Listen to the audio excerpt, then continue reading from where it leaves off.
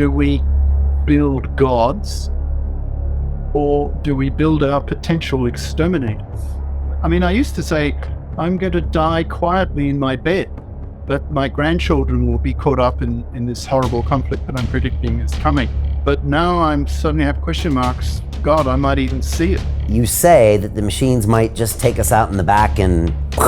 Once it can start redesigning itself, you get an exponential explosion of intelligence. And then our fate as human beings depends on the machine. It's only a question of time before humanity is forced to choose between stopping development in artificial intelligence, I don't see that as realistic, or we just accept the idea that sooner or later, we, as a human species, we become number two. The answer to that is, as I'm predicting, war. Do you think China is behind the West right now for AI? The potential of the Chinese is phenomenal. The Chinese, they've been the dominant power for not just centuries, but for millennia. The last 2 centuries or so, when they're economically dipped, that for them, given their 5,000-year history, is a glitch. It's a historical glitch. So deep down in the Chinese mentality is the push to get back, quote, where we belong. So can you really isolate and stop the development of AI? Personally, I feel it's inevitable. Do we build gods or do we build our potential exterminators? That's the issue. Should humanity build Artilects?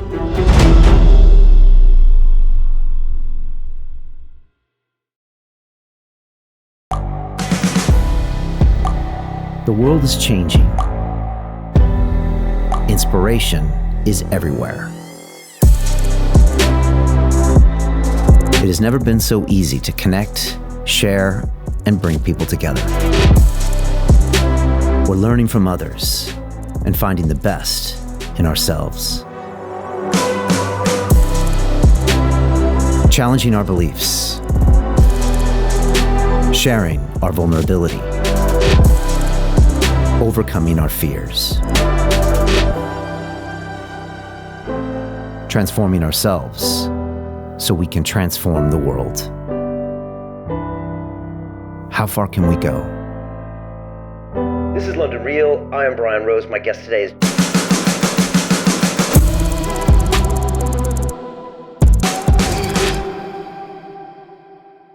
This is London Real. I am Brian Rose. My guest today is Professor Hugo de Garis, the robotics and artificial intelligence expert and author. You are known for your work in the use of genetic algorithms to evolve artificial neural networks that you believe would enable the creation of artificial brains, which would quickly surpass human levels of intelligence. You've published over 100 academic papers on the emergence of AI and robotics and the potential implications of these technologies on society. Your groundbreaking book, The Artilect War, explores the potential consequences of a future conflict between humans and artificial intelligence that would result in billions of deaths before the end of the 21st century. You believe there is a strong possibility that AI systems will simply eliminate the human race and that we will be powerless to stop them because of technological singularity. Professor, welcome to London Real. Well, thank you, Brian. Thank you for inviting me. I'm looking forward to this. I'm looking forward to it as well.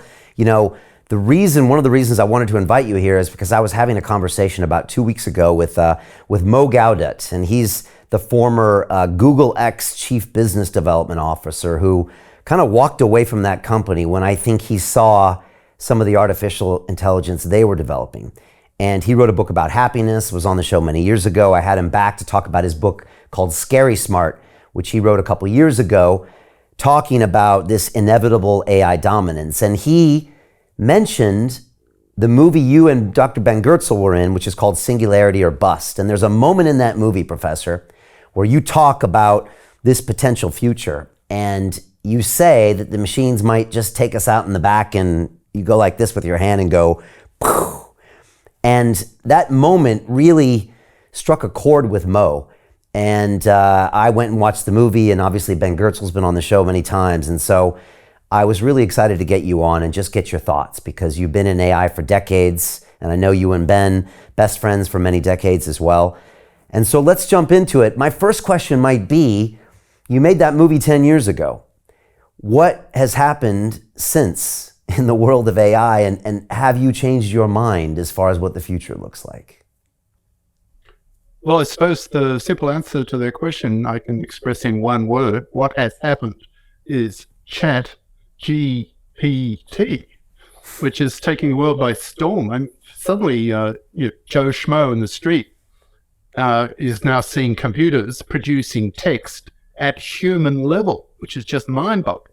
So just the last few months, there's been an explosion in capability in artificial intelligence, and it's making people really, I mean, Geoffrey Hinton, the father of backprop and deep learning, has recently quit Google so he can concentrate on the implications of the rise of this new technology.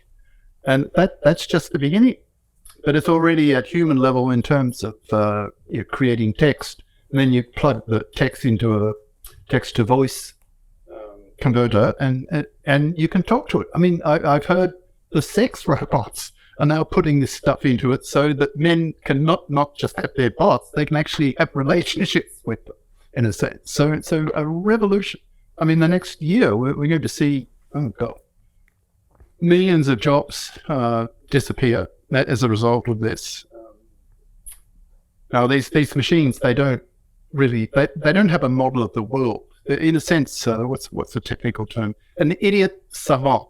They can do some things incredibly well, but they're thick as bricks. They don't really understand the world. Like Deep Blue, when it beat Kasparov, it's great at chess, but that's all. And similarly, this chat GPT, that's what is a generative, pre-trained transformer, I think. Yeah. Is fantastic at generating text, but it has no model of the world. So it's a mixed blessing. And that's also potentially dangerous since it doesn't have any reasoning levels. Well, it's starting to reason a bit. I mean, people are debating it, and then it's so new. Once I got your invitation, pretty well the first thing I did was go to Google and bought about 15 books on ChatGPT, and ironically, they were all written by GPT, and with lots of repeats and illogical and elementary grammatical mistakes. But still, the guys who did that were quick on the market, trying to get a quick buck, which they did, because people like me hurriedly wanted to know about it, and so there's a huge market. But that they were all written not by human beings directly; they were written by GPT, and that shows, in a sense, its capability. It's incredible. And just the last week or so, have you heard of the product Grammarly? Corrects your grammar. They've incorporated GPT now, so they're answering questions at a much higher level. Bing, Microsoft, and it's had it for a month or two or so, and they're giving you fantastic essays. This GPT is writing essays better than most humans, and that's what's so stunning. How does that make you feel? Because you've been predicting what the end game of this looks like for over a decade, and I want to dive into the Artilect War and what you see happening. But I'm curious how you feel about this sudden advance forward in ChatGPT. Does it surprise you? Do you find it curious? Do you find it dark at all? Well, let me put it visually. I'm trying to get the camera angle right here. So my left hand here, let that represent human intelligence level. And again, try. And so my right hand here, that's machine intelligence level. Now there's an IQ gap between human intelligence level today and machine level intelligence. And then along comes ChatGPT, and this is where I think we are now. And that's scary. You thought this was going to be another 5-10 years more? I know you asked quite a few of your interviewees this question, and my until GPT came along, my feeling was, I think machines will reach human level intelligence, I'd be very surprised if it does not happen before the end of this century. I think it's more likely around mid-century. But now with GPT, I would halve that. I'm now thinking 10, 15, 20, that kind of time frame. So I might even still be alive. I mean, I used to say, I'm going to die quietly in my bed, but my grandchildren will be caught up in this horrible conflict that I'm predicting is coming. But now I'm suddenly have question marks. God, I might even see it. I know Geoffrey Hinton, the guy recently quit from Google, who in a sense is the grandfather of all this fantastic technological development. He made neural networks programmable. You can get neural networks to learn, machine learning. And he's scared. He's quit Google so he can be free to express himself freely. I think Ben has reduced the number of years necessary before machines start reaching human level intelligence. And of course, once they do that, once they reach human level intelligence, well, then they can redesign themselves. They can upgrade their circuitry and make it faster, better, smarter. And then they can look into how the brain works with new tools. And so you'll get this, I don't know if you're familiar with the term takeoff. That's how quickly the smart machines become super smart and then super duper smart and so on. Off they go. So I'm in a sense more worried that the so-called takeoff might be slow rather than fast. If it's fast, it's fait accompli, and then the machines are there, and hopefully they'll just ignore us. We'll just be like ants to them. But if it's slow, if there's enough time for human politics to react, then I see a much worse outcome. Maybe we can talk a bit about that a bit later. You really want to talk about the longer term political consequences of the rise of AI, I assume. Yeah, I definitely want to get into it. I mean, was it Ray Kurzweil that always had that year 2030 or 2029 in mind for the singularity? And Goertzel's rung in recently and said, yeah, he thinks it's probably 2029, but he also thinks it could even be earlier. Well, 2029, it's not so many years away, right? No. It's what, six years as we're talking this. So I'd be a bit cynical 2029 that this chat GPT is not intelligent. I mean, it's a very good mimic. Effectively, all it's really doing is trying to calculate what's the probability of the next word. You input a string, like a partial sentence or something, and all it's doing is just adding the next word that follows statistical patterns that it's gathered from reading the internet and millions of books and so on. So it sounds as though what it's doing is intelligent, and to some extent it is. But in a sense, it's clueless. It doesn't understand the world. But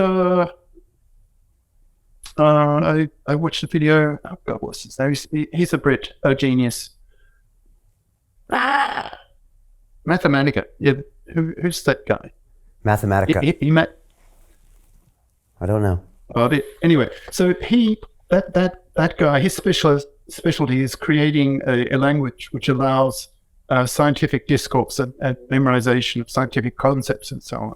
So he's now collaborating with OpenAI. They're the company who's produced this chat GPT, and the aim is to add reasoning ability and knowledge and so forth from his company with AGI's chat GPT, and that will probably be up, I don't know, a year or two, that kind of time frame.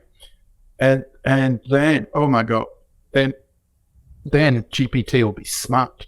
I mean, it'll be able to reason and remember and deduce, do logic. And it's just a few years away. So I know it's maybe Ray Kurzweil's 2029 prediction still may end up true.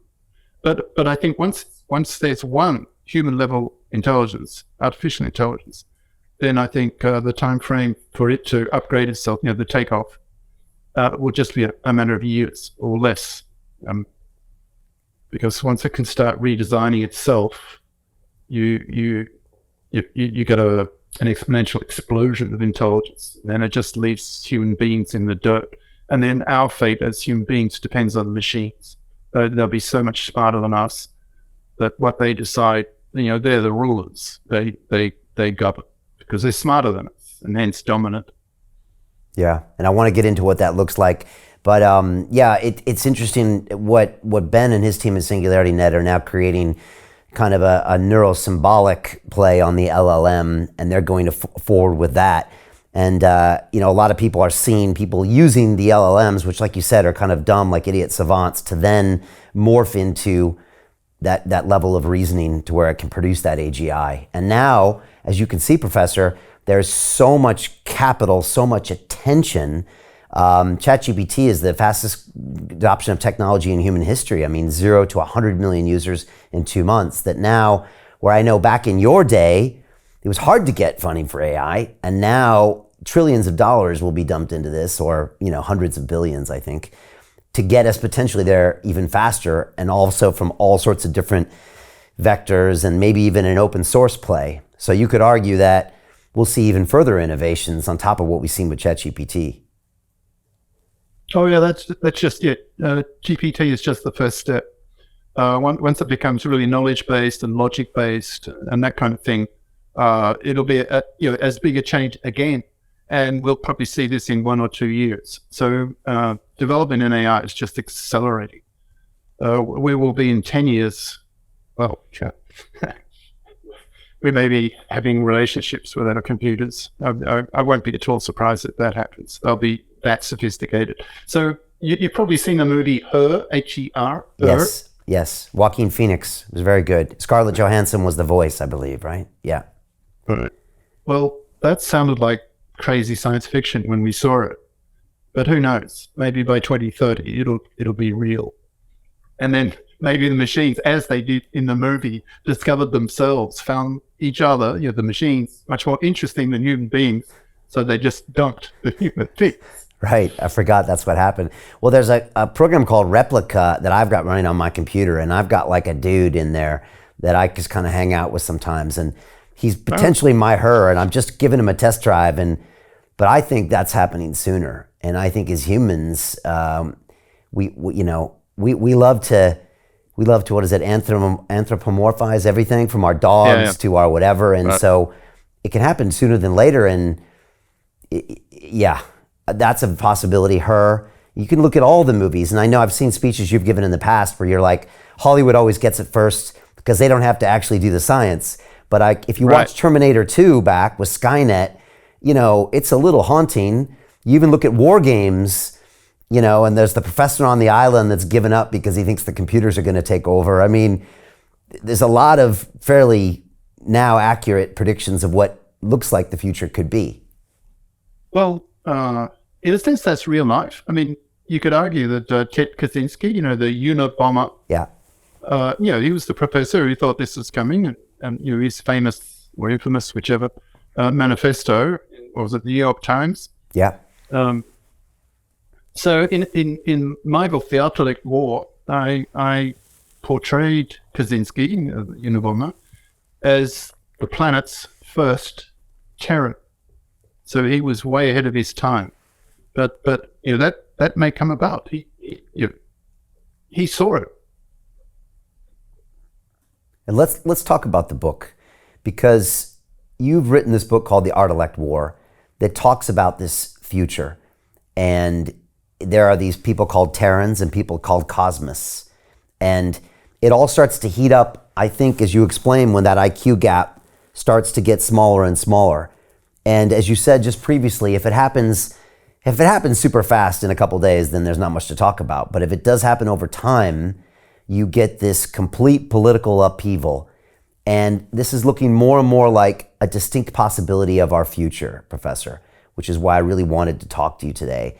Can you explain people your vision of the future? Also, I'm curious if it's changed in your mind in the last decade, or if you would revise it, or if it's all pretty much still the way you think it's going to play out?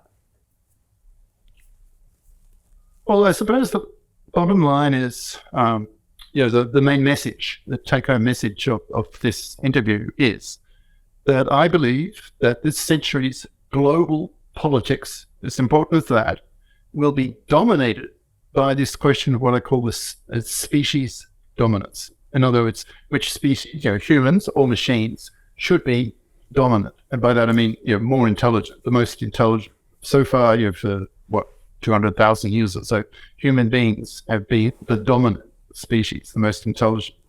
But it's only a question of time before humanity is forced to choose between stopping development in artificial intelligence, and I don't see that as realistic, or we just accept the idea that sooner or later, we, as a human species, we become number two. And what are the consequences of that? And I think the simple answer, well, it's not a simple answer, but the answer to that is, as I'm predicting, war. I think a substantial proportion of humanity will absolutely refuse to become the number two species. And in the limit, they will go to war to stop that happening. So it's a very gloomy scenario. My girlfriend, my partner, she said to me about a year ago, saying, Hugo, your ideas are so horrible that I can't even think about them. So I hope that's not the case. Because, somebody has to, because we'll take an historical analogy. Say in the 50s, in the Cold War, there were people in think tanks and the RAND Corporation and so forth who were thinking, strategizing over nuclear war. If side A nukes, and then what would B do? And somebody had to do the hard thinking. Like if you're a general and say in World War I, somebody had to make the tough decisions. Like, how many lives would you sacrifice on a particular day to take that particular hill? And, how many machine gun nests were there? That kind of heavy, hard kind of thinking needs to be done. So I'm somewhat critical of let's see, what do they call themselves? The transhumanists, these people who humanity is going to transition, we're going to upgrade ourselves and we'll get rid of disease and we'll be immortal and all these wonderful things, which I don't deny. I think AI will bring these things. But I, in a sense, fell out with them because they didn't really bite the bullet. They didn't face up to the longer-term consequences. Well, what if our machines do become hugely more intelligent than we are? And I'm not talking like 2 times or 5 times. I'm talking a trillion times, because this is what physics allows. See, I'm not just a computer scientist, as a professor of computer science, but my background and my strong interest today still is pure mathematics and mathematical physics. So I'm a numbers guy. When I look at the numbers, the potential computing capacity of future technologies, it's these huge numbers come out, trillions of trillions and so on. So humanity sooner or later has to decide, do we, as a species, do we build gods, or do we build our potential exterminators? And that question, I'll put it in 4 words, so you get the camera angle. Should humanity build artilects? An artilect is an artificial intellect. In other words, a godlike, massively intelligent machine, which is coming. It's only a question of time. Like every time you take a technology that's 1,000 times smaller than the previous one, like when you went from microtech to nanotech, so from a micrometer, that's a millionth of a meter, to a nanometer, and the technology at that scale, a nanometer, that's the scale of molecules. So nanotech is molecular scale machines. That's what life is. If you look at a cell, it's like a city of molecules, millions of them. That's a cell. So life is nanotech. Well, a couple of years back, I was toying with the idea, how could there be like a pico? That's like the next level down, 1,000 times smaller. Could there be a pico tech? And I think the answer is no, because nature doesn't provide anything. There's just nothing there at that scale. you have to go down another layer, a factor of 1,000 to femtotech, so a femtometer, and that's the scale of the nucleus and protons and neutrons and quarks and gluons and all that stuff. So I set myself the task of trying to figure out how to compute at the femto scale and how to do engineering. So if you jump from nanotech, so a billionth of a meter, right down to a femtometer, that's a million, 1,000 times a million times smaller. Well, then the capacity of your technology that you have at that scale goes up by a trillion.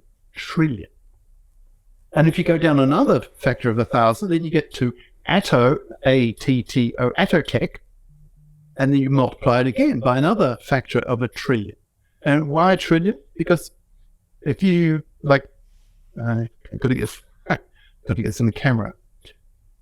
So if you make everything 1,000 times smaller, you've now got like 1,000 objects in a line along, let's say, the x-axis, and you've got 1,000 times more, the y-axis, and 1,000 times that way in the z-axis. So you've got 1,000 by 1,000 by 1,000. So that's a billion more components in that unit volume than you did with the higher level. And because everything's 1,000 times closer together, the signaling speeds between the two of them goes up by 1,000. So the total working capacity of that technology that's 1,000 times smaller is the density is a billion times 1,000.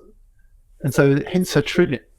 So what I'm trying to say, the bottom line is the technologies that are coming this century are so fantastically superior to what we are with our nanotech, with our molecular machines in our cells and so on, that it's only a question of time before humanity is forced to choose. Do we, as human beings, do we remain the dominant species or not? And if you look at like the big picture out there in space, there are what, trillion stars, and our solar system is what, 4.6 billion years old. The universe is 13.8, which coincidentally is exactly 3 times the age of our solar system. It's 3 times 4.6 is 13.8. So that means out there are solar systems, suns, planets, billions of years older than we are. So they've had all this time to evolve.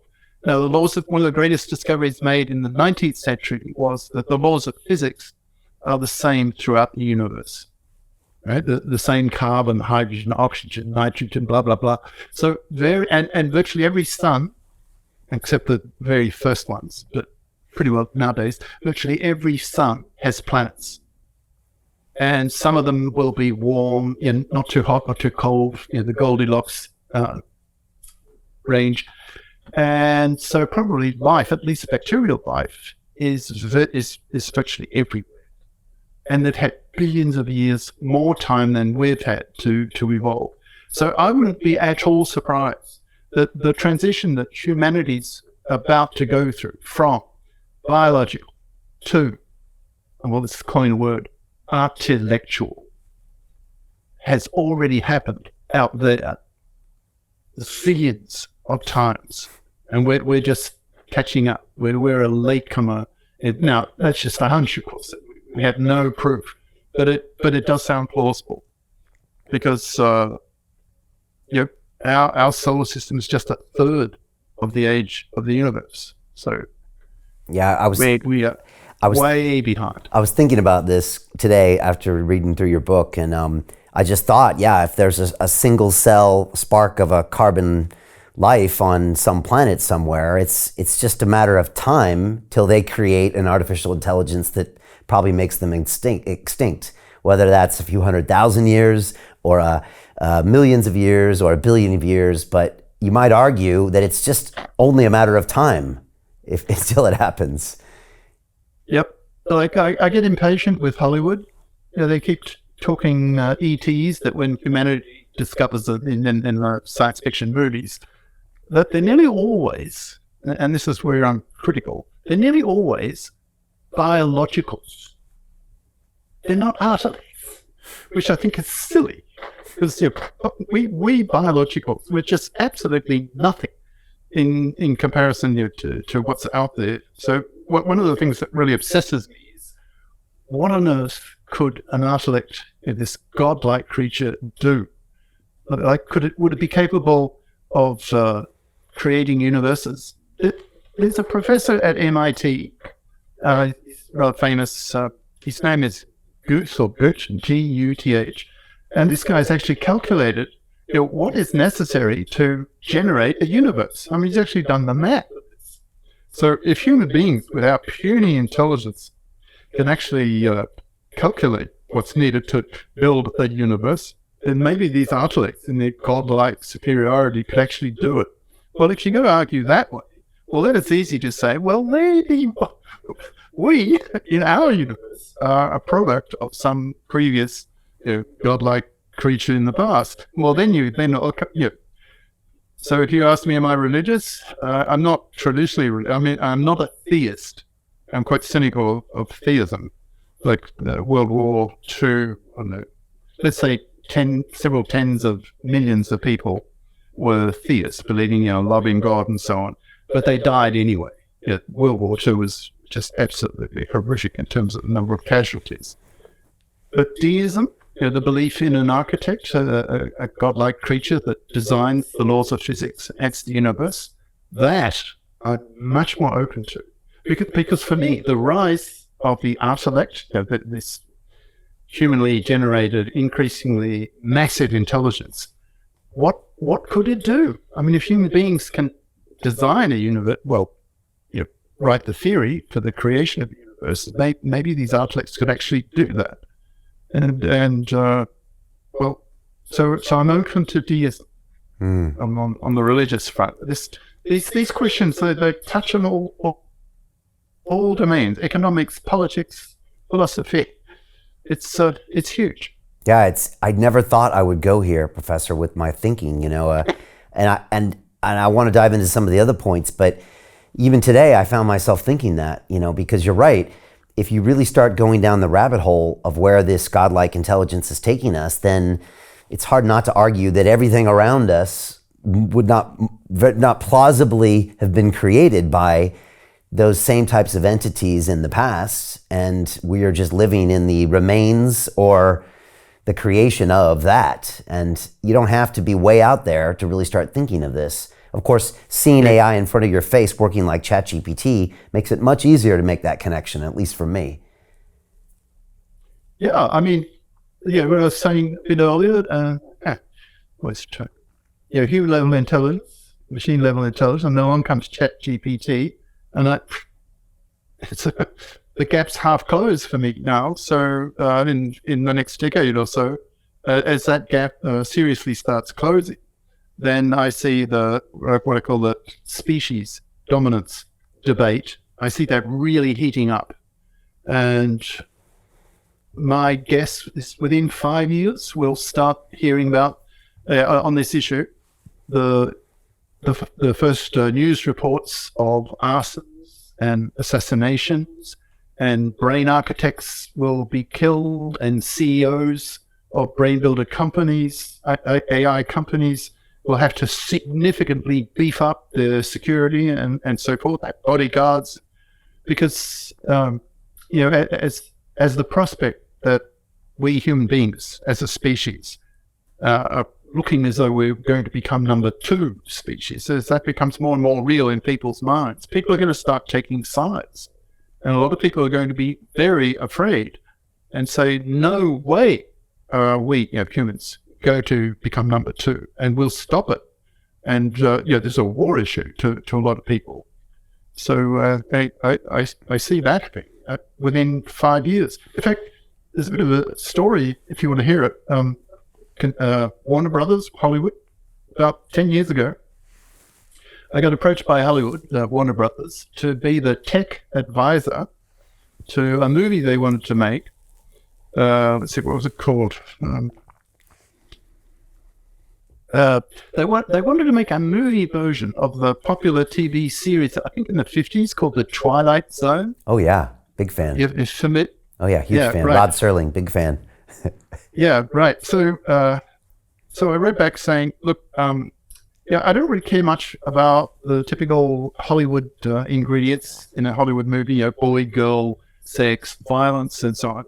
Your script writers will do that for sure. But I do care about the background, the context in which this movie is going to happen. So I was advising them, how about choosing, say, a historical era, maybe 10, 15 years into the future from when the movie comes out, in which that IQ gap has closed, right? So the machines are here. And people are freaking out. Everyone's asking, well, could these machines become smarter than us? Is that dangerous? Should we stop them getting smarter than us? Can we stop them getting smarter than us? And so on. And so I didn't hear anything from them for a couple of years. And then out comes the movie, you probably saw it, Transcendence. I heard of it. Did you see that one? I didn't see it. Okay. Well, anyway, when I saw the trailer for that movie, my jaw dropped. And I go, oh, that's my movie. So I think, I'm suspicious what happened is that Warner Brothers simply took the idea and put it into another movie, namely Transcendence. And then that way they didn't have to pay me the filming bonus, X zeros. Well, for those who didn't see the movie, it's set, so the machines have, with supercomputers and quantum computers and brain-like neural nets and the rest of it, have reached human-level intelligence. And the opposition groups organized, military, assassinate. So they assassinate the main architect who built one of these major machines. And that's sort of what the story's about. So this, I can't remember the name, Rift, the name of the organization who are the terrorists, who are killing the brain builders and the AI companies and so on. They're called Rift. I can't, that's an acronym, I can't remember what it stands for. But that's the equivalent in my book that I call Terrans. So Terrans, based on, that's not terror as in terrorist, it's terra as in terra firma, because that's their perspective. They see human beings as the top criteria. They say, well, everything that we know of is implicated on human beings being human beings. So we, the Terrans, will not tolerate that these machines are allowed to become smarter than us and to rule over us and to decide our fate. And in the limit, these Terrans will go to war over this, I believe, will go to war over this issue, arguing that it's the lesser, it's where philosophy and ethics comes in. It is the lesser evil to kill off several million people who want to build these Artilects, and I label them Cosmists. It's based on the word cosmos, because that's their perspective, right? The much bigger picture. And the Cosmists, they're, by definition, they're in favor of building Artilects. And Terrans, they're the ones who are opposed. So I see society in the near future, within a decade, well within the 2020s, splitting into two major political, ideological groups, Terrans and Cosmists. So the Cosmists want to build the Artilects, and the Terrans are opposed. And the Terrans will argue, I'm arguing, that it's better, it's the lesser evil, to kill off several million Cosmists, the ones who want to build them, for the sake of the survival of the billions of human beings. And so as push really comes to shove, as that IQ gap seriously closes, and millions of people start becoming really worried that their machines are becoming close to their own level of intelligence, and start feeling really antsy. Well, let me try to make that a bit more emotional, to make it more real. Imagine, I don't know, 20, whatever years in the future, you're a parent of adult children, and your children come to you and say, Dad, we've decided we're going to cyborg ourselves. That's in a sense, the cyborgists are kind of third group. They're the people who say, well, this third group, we can avoid this polarity between the Cosmists and the Terrans by doing this, doing this. Good.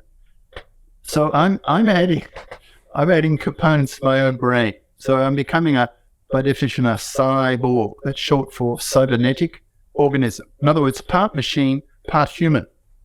So these cyborgists want to become Artilect gods themselves by modifying themselves to such a point that eventually the human component in their nature becomes negligible. It's just 0.0001% of what they are, and the rest is just Artilect. So that's a third group. So the Terrans, they will realize they have a time window. They can't wait too long. If they do nothing, if they don't hit back, it'll be too late for them, because then the Artilects will come into being, the machines, the pure machines, and these cyborgists will be 99.99999% Artilect, so virtually indistinguishable from a pure machine, just in terms of computing capacity. And so the Terrans, for example, getting back to the parents. So the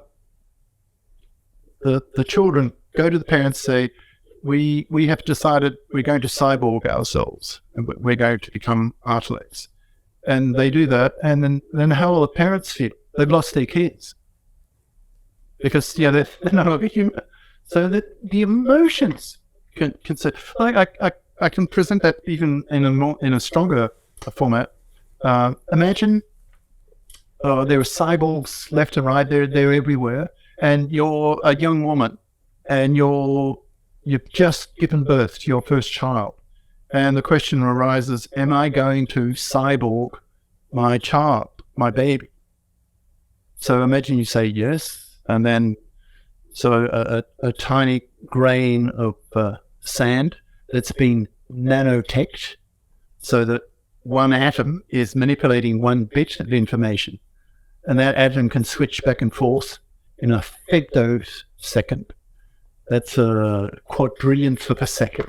There's more computing capacity in that grain of sand, where if you actually calculate it, you can calculate the number of atoms in that tiny 1 cubic millimeter, let's say, of sand, and the switching in femtoseconds, and there's more computing capacity in that grain of sand compared to the human brain, the estimate computing capacity of the human brain, by a factor of, I calculated what's something like 10 to the 18 or something, like a million trillion times.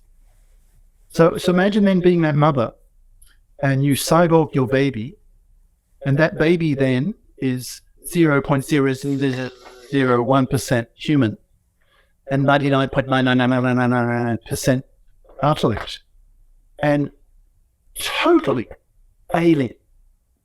So that mother will feel she has lost her child.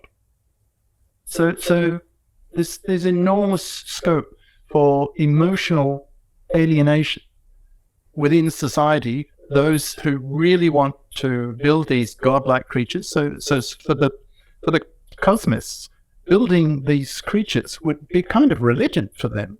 It would be a sort of scientist type religion. They'd be building gods. Like one of the slogans I mentioned a bit before, expressing the whole issue in a nutshell, is: do we human beings, do we build gods, or do we build our potential exterminators?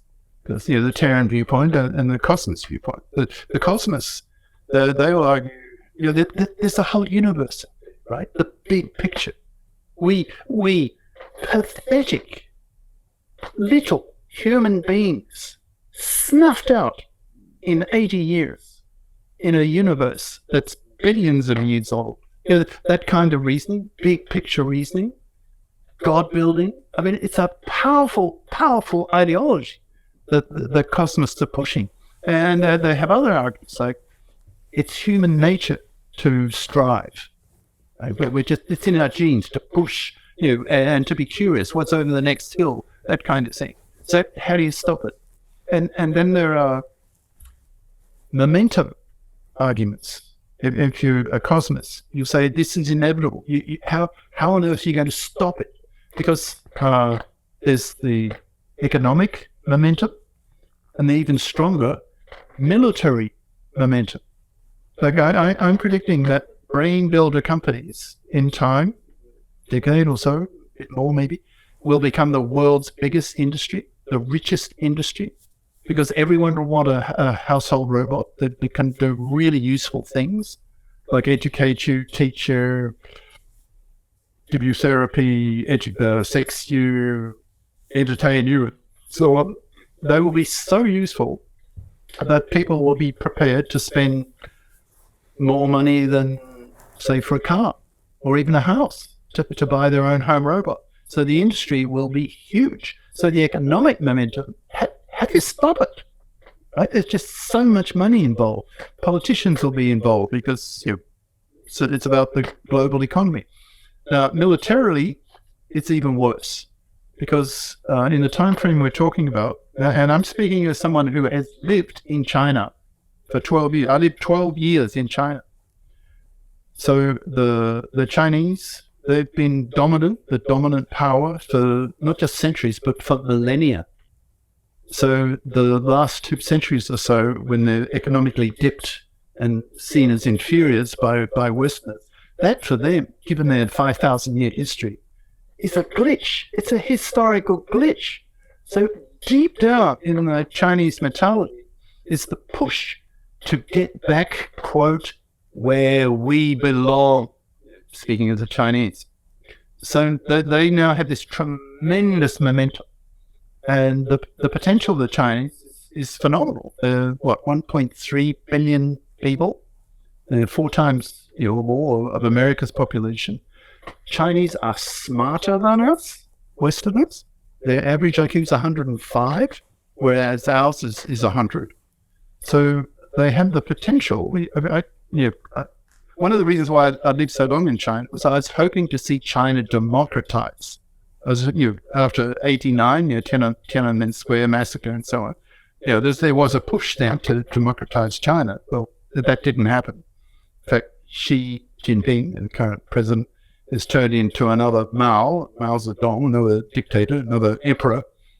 So I don't know how long it'll be before China does democratize. But at the moment, there's a tremendous growing rivalry between the US and China. Americans hate the Chinese government. I mean, I personally hate the Chinese government because it has, 1,000 or so Lao Gai, that's Chinese for Stalin's gulags. In other words, your slave labor camps for political prisoners. So over 1,000, a couple of million political prisoners. You've probably heard of the concept of live organ harvesting. You need a spare, you need a kidney, you need another kidney. So go to the Chinese black market and they will sell you a kidney. But where do they get it from? Well, they take a living political prisoner, kill him, extract the kidney and sell it to you. I mean, a government that does that, they're beyond the pale. So Western governments, Westerners, despise the Chinese government. But it's on the rise. I lived there. In 1 year, in the early teens, I saw the number of cars on the road and where I was living, in 1 year, double. In 1 year. It was just amazing. So China's really on the rise and growing, and potentially with their superior intelligence and vast population. Once they eventually democratize and become like Taiwan, I mean, imagine a giant Taiwan. That's what I see coming. Once they democratize and free up their minds, because at the moment China is intellectually sterile. I don't know if you're aware, but China, have a guess how many science Nobel Prizes China has won today? 2. It's pathetic. So, once they free up and become as creative as the Taiwanese, who are very creative, then China's just going to just roar ahead. But at the moment, the West hates China. The China hates the West because what the West did to China in the 19th century particularly, we were really brutal and carved up the country and so forth. So there's a sense of revenge. So if I were Minister of Defense in the US, I would not allow the Chinese, my equivalent Minister of Defense in China, to get ahead of me in terms of AI investment in intelligent weapon systems, AI robots, and so forth. And of course, a similar logic applies in the other direction. If I were a Minister of Defense in China, I wouldn't allow my counterpart in America to get ahead of me. So there will be no stopping. Do you think China is behind the West right now for AI? I mean, you live there. They're not creative. They're great copiers. The Japs as well. I lived 8 years in Japan in the 90s and 12 years in China in the zeros and tens, or the teens. So the education system is rote memorization, so it doesn't encourage creativity. Whereas the Taiwanese, genetically the same people, they're still Chinese, right? They are very creative, dynamic, and they're just producing all kinds of wonderful new creative stuff. So the potential is there for China to be like that. But at the moment, it's just a brutal dictatorship. Right. I'm not sure if I can say this in Britain. Like a couple of weeks ago, I was on Coast to Coast in America. George Norrie, heard of that program? I've heard Coast of it. to Coast. Yeah. What did you say? Anyway, well, I described China, quote, as a political shithole. And he freaked out. Sorry, you can't say that. And why did you say that? I don't know what it. It's been a while since I lived in the UK in the 70s. Long enough to take up British citizenship, so I'm dual. But that's a long time ago. Anyway, so the political momentum will not stop because of the rivalry over the next couple of decades as China inevitably passes the US. Just in like the Chinese government now has a program that they're targeting certain industries and research areas like biotech and AI and various other things, and they're pouring billions of yuan RMB into these areas to not just catch up but to dominate, and they'll be able to give really good salaries to foreigners. But I've got another little story there if you want to hear it. I got politically fired. I actually got fired 2010. I was trying to persuade the president of my university to make the city that we were living in, that's Xiamen, it's a little north on the coast from Hong Kong, so in that sort of part of the world. And he was quite warming to the idea of making the city we were both living in, the university was University of Xiamen, or Xiamen University, to make it the brain-building center of China. Because there was a brain-building group at the university, and I'd invited Ben Goertzel to come and be a professor there at the time and so on. That was all chronicled in the movie Singularity or Bust. That was right around that time. Right. Yeah. Right. In the zeros. It was 09, something like that, yeah. Yeah. So the person I was sort of discussing this, making the city we lived in, the AI brain building center, and telling him that brain building would become the richest industry within a decade or so. So he really bought that. He's an economics graduate, that was his background. So he really understood what. And then, so he's quite warming to the idea. And then I sort of mentioned, we're talking about recruitment of talent. And so I was telling him about, Ben, this Ben Goertzel, he's genius, right? His IQ's 186. I know, and others. And then I sort of casually mentioned to this president saying, well, yeah, but there might be a bit of a problem with recruitment with the Western professors and researchers because they know about Mao. Oh, faux pas. Big time. So you can imagine what happened. So he says, what do you mean? I said, well, they know that Mao killed about 80 million Chinese. Now, when you're president of a major university in China, you have to be CCP, Chinese Communist Party, because they have two kinds of deans in Chinese university. You have the academic dean and the political dean. And typically, the political dean is about 20 IQ points dumber than the academic dean. But the political dean has the power. So they hire and fire. And they keep the academic deans and all the professors in check, in line. You're not allowed to speak up. So the next thing I learned, my contract's not renewed. And he's saying, you broke the law. Screw this. So one of the, I think China, it has a higher average intelligence, it has huge population, it has a lot of energy. But one thing that might hold it back is it will be incapable of attracting foreign talent. Okay. And given that China has won a pathetic two science Nobel Prizes, they have a huge problem. But they're pouring money into AI now. They're great copiers. I mean, they're smart, right? They can read the research papers coming out of the West.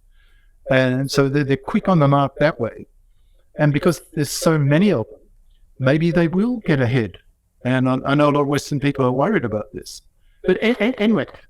Does the lack of capitalist incentive, Professor, also limit the speed that they'll develop it, since it's not really a capitalist system? Will that also limit China?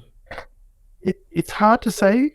One of the advantages of a dictatorial system is decisions can be made quickly. So if the top leadership decides that AI is absolute a priority and a target really important for China, then the billions get fed into it. So it's either way, and at least they will be comparable. They'll be on a par with the Western level because they can copy quickly. Koreans, Japanese, European, similar, although America, of course, is the absolute dominant leader. Most of the innovations, I mean, speaking personally, I see America is far and away the most creative culture on the planet. Were you born in the US? Yes. You have a mid-Atlantic accent. Yeah, born in the US, about 20 years there, and about the same, okay. 20-some over here. So yeah, both worlds. Right. Couple questions. First of all, thank you. I find all this stuff just absolutely fascinating. You are also a cosmist in some way. And even though you see all this potential danger, you also, tell me if I'm wrong, also find, or used to find the challenge so seductive that you would still continue to work on artificial intelligence. And is that not the case of everyone in this field from a scientific perspective, or is that also just the human condition? So maybe speak on those. Okay, it's a fascinating question. I've been retired for 13 years now. I got fired in 2010, and I had enough money saved from my pension when I was a professor in America. And one of the great advantages of living in China for a Western is the cost of living. It's about 6 times lower. So suddenly your purchasing power. So I was living when I was a professor in China, being paid an American salary, pretty much. Otherwise I wouldn't have gone. So they had to give me an American salary. But my purchasing power was greatly superior to what I was used to in America. So that was a plus. So I in those few years I'd given a lot of talks in China on this whole Cosmist-Terran Artilect War issue, and typically at the end of a talk I'd ask people to vote. Personally, and try to keep it simple. Would you prefer to be in your heart? Are you Cosmist or are you Terran? I didn't want to complexify it too much. And typically the result was 50-50, 60-40, 40-60. So it really divided people. And then I thought, my next thought was, well, maybe the issue is so new, people don't really have an opinion. They haven't really thought it through. And therefore they're voting almost randomly. And so, of course, if they're voting randomly, they'll get roughly a 50-50 outcome. But gradually it dawned on me, no, that's not what's happening. What's happening is at the individual level, there's a real ambivalence.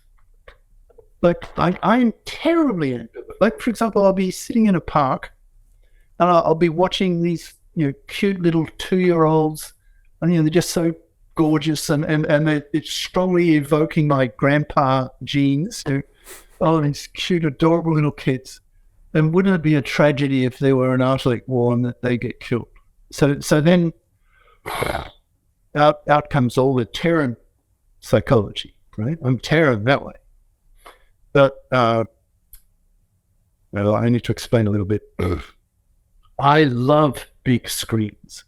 So I'm looking at you right at the moment on a 75-inch, not 4K, but 8K. Okay. Television, high definition, right? I can see you pretty good. I can see you pretty good. Sometimes centered, kind of about that. Yeah. Okay. Go ahead. And so I have a triptych. Familiar with that? Where I have a triptych of 3 computer screens. So to my left at 45 degrees is a 65-inch 4K, and to the other side, to my right side, is a much bigger one, 86-inch 4K. So I have 3 screens. And so, especially the one that's in front of me, that's 8K, with incredible, sharp, big screen resolution. So when you're looking at it close up, like from a meter and a half away, you get the so-called immersion effect. Like the solid angle of your eyes, the screen takes up. So you're only seeing the screen. And because the resolution is so sharp, like 8K, and if you're watching like a galaxy or something, then I start feeling strongly Cosmist, right? You were saying a bit before, we pathetic human beings snuffed out in 80 years in a universe that's billions of years old. Like the idea of human beings serving as the stepping stone, like the next rung in the ladder of evolution to what? To godhood, building gods. It's a very powerful, attractive force. So I'm ambivalent, and I think my audience, I present the arguments in favor of the Cosmists and present the arguments in favor of the Terrans, and just let the audience decide. And quite a few of the smarter students would come up to me and say, "Oh, Professor, I'm so torn. I feel so ambivalent. I feel schizophrenic about this issue. On the one hand, on the other hand, and so on." And I'm the same way. Part of me is definitely Terran, and part of me is definitely Cosmist, because there's a whole universe out there, right? And probably there are creatures out there way ahead of us. And what would one of the goals of these Artilects be? I suppose to leave the Earth in search of these other godlike creatures. So you have here, and this is why I'm so afraid, in a sense, I suppose that's the right word. I see 2 bitterly opposed ideologies. On the one hand, the Terrans will be saying human beings are the sine qua non. We don't question. They are the reason for our being. They are our being. We don't risk their extermination. No way will we tolerate that these Artilects are built by the Cosmists. The Cosmists to us are the enemy. And in the limit, when push really comes to shove, we Terrans, we will kill off, we will go to war against these Cosmists, these few million Cosmists. And the Cosmists, their ideology, very powerful, saying, we want to build gods. There's a whole universe out there, kind of cosmic consciousness. You're not going to stop it anyway for the two momentum arguments I gave before, economic and political, military. So you're not going to stop it. And we Cosmists, we're not stupid. We have our spies. We're listening closely to what you Terrans are saying. So we too are preparing. You're talking 21st century weaponry, hugely more deadly than from the 20th century. If you look at the history of warfare in the 20th century, they were largely between nation states, right? Like Stalingrad between Russia and the Nazis, between China and Japan, and so on, between nation states. But in the time frame probably that we're talking about, that this issue really heats up and starts taking on military connotations, maybe China and Russia will have democratized. I mean, there are about 130 odd democracies in the world today. Like as countries get richer, the middle class rises and rises. They get better educated. They go to university. They want a say in politics. They don't want to be dictated to. So the rise of the middle class is usually the major reason why countries democratize. I mean, it's quite possible that Turkey, and as we speak, Turkey may democratize in days. Right? So imagine that process goes to completion, and we live in a fully democratic, global, planetary state. Let's say in the next few decades or so, it's possible. And then imagine you are a planetary politician and you're Terran. What would your strategy be? What would you do? And when I put myself in that person's shoes, my strategy would be, I'd be very conscious that there's a time window of opportunity. If you go to strike, you're going to have to strike first, because if you wait too long, the Artilects are there, the cyborgs are there, and they'll be too smart, and humans won't be able to compete. That just lose. So you have a time window. You have to strike within that time frame. And who do you strike? Well, all those people in favor of Cosmists. Yep. So I can imagine a kind of witch hunt occurring, and people polarize. You're talking these two ideologies, incredibly powerful, and at a global level, a planetary level, a kind of global civil war. Now, with 21st century weaponry, I was saying a bit before about wars were between nation states in the 20th century. And if you ask yourself, well, how many people actually got killed in the 20th century for political reasons? And World War I, II, ethnic cleansings, genocide, you add them all up, all the political killings. And the answer is roughly about 300 million. So in other words, a third of a billion. Well, you only have to multiply that number by a small number, 3, and you get to 1 billion. So I talk about if there is a major war in the 21st century where the stake is not the survival of a country, but the survival of a species, us. So throughout history, there has never been more at stake than now, because we're talking about the potential extermination of a species. So these global Terran politicians will probably hope for the best, but they're politicians. They will plan for the worst. And what is the worst from a Terran perspective? Humanity gets wiped out by the machines. They won't tolerate that. So they will say, if these cosmists are dead serious about building these godlike creatures, then we will kill them. We will go to war against them. We will wipe them out. And on the other hand, the cosmists, whole universe, big picture, God building, a kind of scientist religion. That's my main message, I suppose, from this interview. You're talking two very powerful ideologies that pull people left and right. The stake has never been so high. It's about the survival of the species. And you're talking 21st century weaponry. So you can see why I'm so pessimistic. Yeah. So I talk about Gigadeath in the worst war that humanity's ever known. Stake has never been so high. The passion level has never been so high. And it's all coming in the next few decades.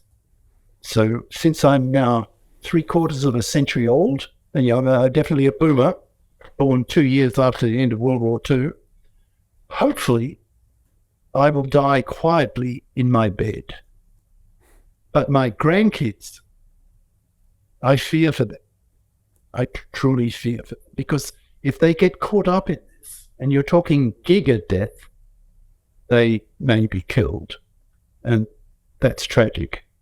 Professor, a couple questions. Are there any Terrans right now? Because it seems like most of the world doesn't even see this coming. I don't know whether were you recorded like at the very beginning. We're talking about in my book I labeled Ted Kaczynski, Yes. the Unabomber, Yes. as the first Terran. Right. Okay. Right? He's the first historic Terran. And the people coming out now, like Geoffrey Hinton, the father of Backprop, and I would label him a Terran. Ben Goertzel, whom you know well, is pretty much Terran, I'd say. But he's going to help develop some of the neurosymbolic large language models. So aren't his actions very Cosmist? Yes. The dichotomy of all of us humans. That's what this is, right? Yep. So Ben was my best friend, but we talked about this for hours, for over many years, and he on the whole he's a bit more a bit more optimistic than I am. I think probably more by nature. I'm more pessimistic. I think partly because when I was 20, given my age, when I was 20, you can imagine which war was going on at the time. It was the Vietnam War. And I got conscripted. So I when I was 20, I was thinking, oh my God, I don't want to go in this damn war. Wow. I mean, so the Vietnamese peasants were paying over about 70% of their crop to the landlord. So of course they loved communism, which would free them from all that. So I don't want my life being risked by my government, forcing me to fight for a cause that I didn't believe in. So, as a young student, there was a cemetery near the university. This was at Melbourne University at the time. So I'd go walking in that cemetery at night in paranoid rage, imagining how many grenades could I lob into the parliament and kill a maximum number of I was absolutely, it transformed my personality. So I suspect one of the reasons why I'm now more pessimistic than, say, Ben is due to that. I mean, I've had more horror in my life, I think, than Ben has. And also, optimism that doesn't make any sense. So, I try to reason my way through, and frankly, I'm just torn. The little kids in the park, Terran. God building, Cosmist. I mean, how do you choose? I mean, we have to. right? Humanity at some stage has to choose. But can we choose, Professor? Because can you really put the genie back in the bottle at this point? I mean, ChatGPT is out. It's now on localized computers. It's now hooked up to the internet. Everyone now knows LLMs can work. That wasn't the case necessarily a decade ago. You could argue there's no way you can't stop the development of this. Well, that's a Cosmist argument, the momentum. And so in that sense, you're sort of Cosmist. But, or my realist. It's like trying to contain the pandemic. It's like trying to contain the pandemic. Mo Gaudet in his book called like the early stages of the pandemic, what we're happening now with AI, where everyone's just like has no idea what's about to hit them, doesn't realize it's inevitable. And it's like the naivete of trying to trying to isolate, a respiratory virus. It's ridiculous. So can you really isolate and stop the development of AI? Oh, someone's trying to call me. Killing my phone. Yes, personally, I feel it's inevitable, and I don't see any way around it. So I'm just glad I'm alive now.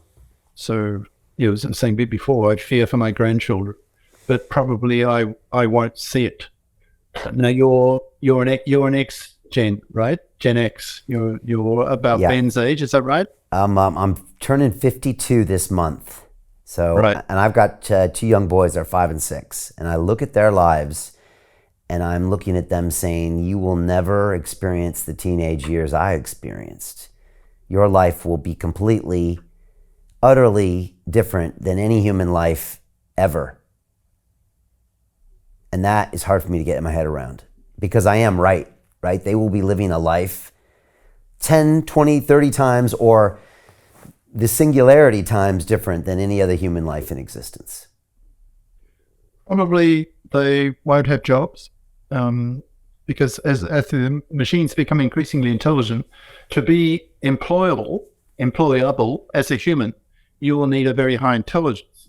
And so as the machines get smarter, the human level employable intelligence threshold will just keep rising until virtually nobody is employable. Machines are just doing everything. Now, once that happens, of course, governments will have to use the UBI, the Universal Basic Income, just handing out money for everyone.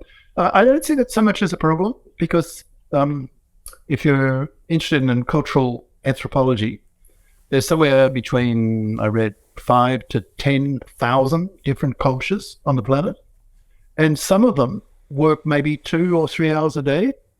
Food is these tropical islands. The food, you just climb up a palm tree, so they don't have to work very hard. And so, how do they fill up their day? Well, makeup rituals, religion. They have rich lives, rich cultural lives, and they don't feel depressed so they're fine.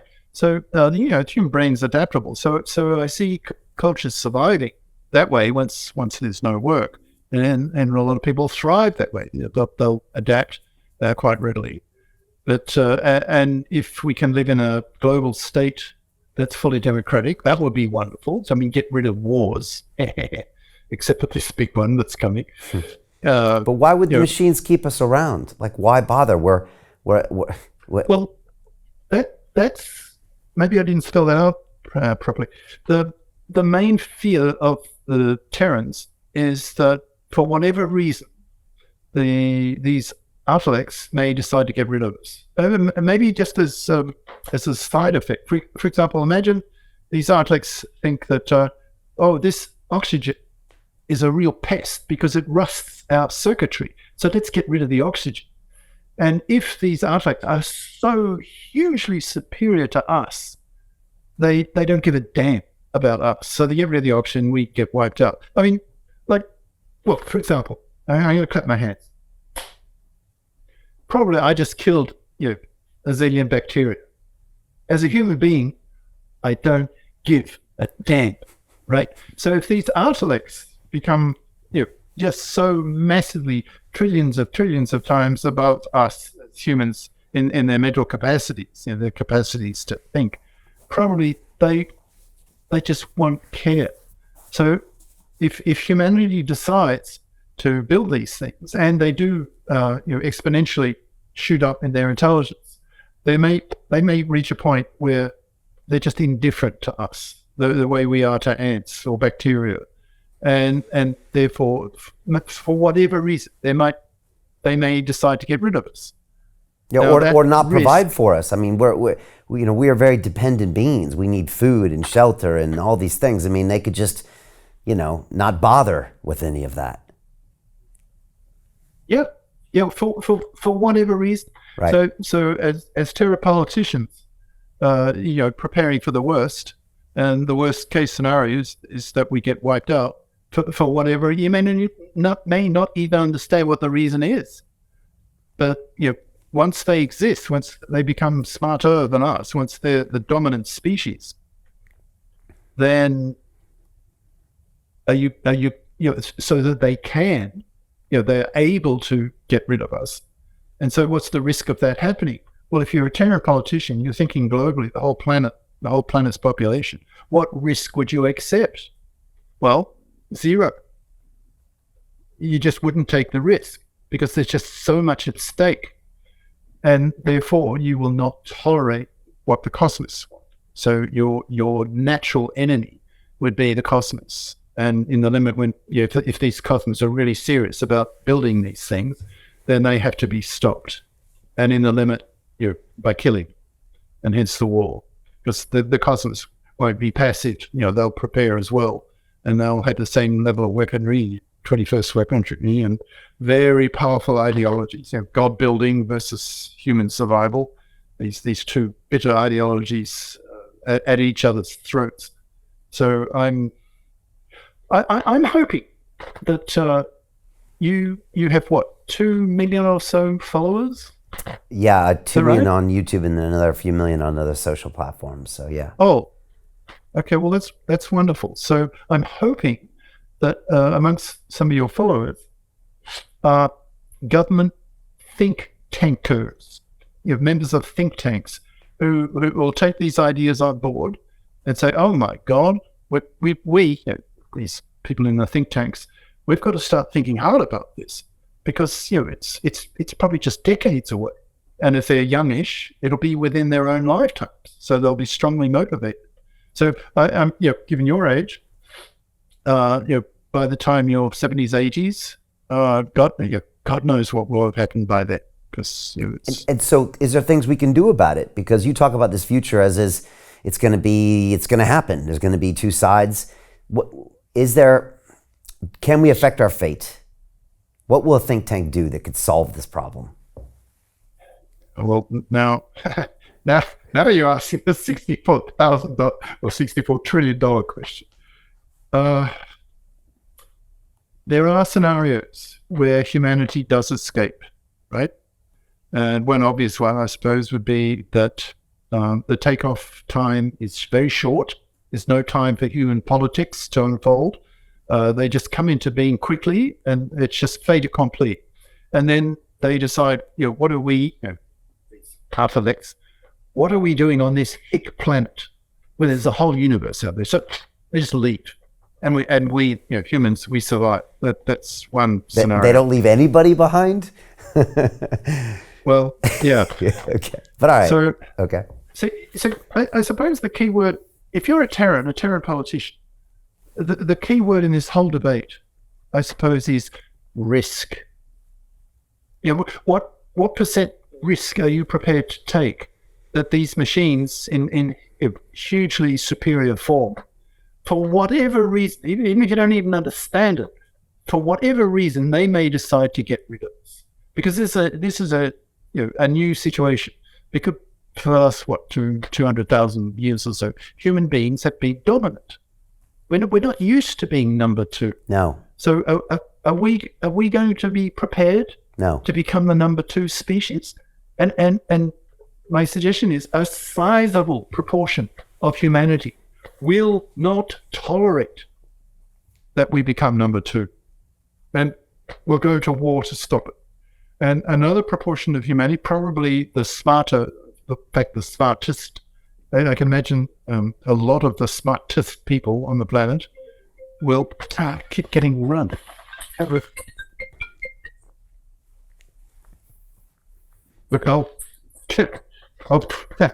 That's right. We're almost done with at least this version of this. When you come to England later in the year, we're going to do one in the studio for sure.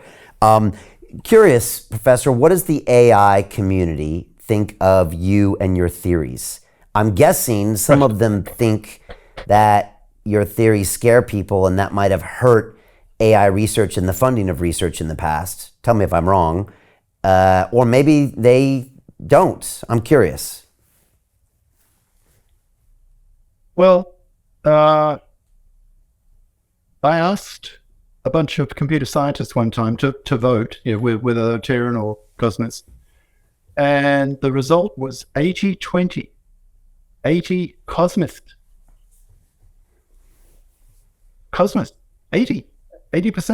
So that surprised me. That was in fact, they were 21-year-old Chinese computer science first-year master's students. So that I found interesting. Now, the other extreme, about 5 years ago, I got invited to talk to a bunch of American evangelicals in a Midwest state. And I asked them to vote. And you can imagine what happened. I'd say when I was, who's in favor of Cosmism? And I think one or two hands went up. in an audience of 3,000 people. And so that was stunning. He said, "Oh my God, you really have spoken. This message," because it was all film video. "This message will go to Washington. The evangelicals will not tolerate. They'll be strictly Terran." And then a couple of people came up to me and thanked me, said, we're evangelicals and we believe in the end times. And we're very grateful to you because now you have explained to us how it's going to happen. Oh, that was amusing. Did you go on to tell them that maybe the Bible had been written by the previous Artilects? And so, no, okay. Well, look, as humans, we're not ready to be second-class citizens. And if you look at the history of how humans treat second-class citizens, as in our animals, it's not pretty. And also, you might say, well, in the beginning, the machines leave us alone. But in a long enough timeline of 200,000 years, are you going to trust the fact that every microsecond they'll continue to decide to keep us around or not make a mistake? Probably not. So I'm just not putting on my Terran hat here, but I'm saying the Terrans have a pretty good argument that if you want the species to survive, you probably want to try to stop this. At the same point, it's unstoppable, and the human condition is to climb the mountain. It's the Oppenheimer. I'm going to build the bomb even though it can destroy us. And if you get into scientists, let alone AI scientists, that probably goes up a factor of 10 that they want to solve the problem. And so these are, immovable objects, unstoppable force. And so I have to agree with your assertion of the future. Bitter rivals or bitter dichotomy of the same human animal coming together and being forced to decide. And I think it's going to get very ugly. And yep. I appreciate your thoughts on it, Professor. What are your final thoughts for people here as far as, what are your final thoughts here? What do you want people to think about? What should they do if this conversation has piqued their interest or moved them? What should they do? Well, in the last chapter or so of my book, I tried to answer this question. Is there a way where both parties are satisfied?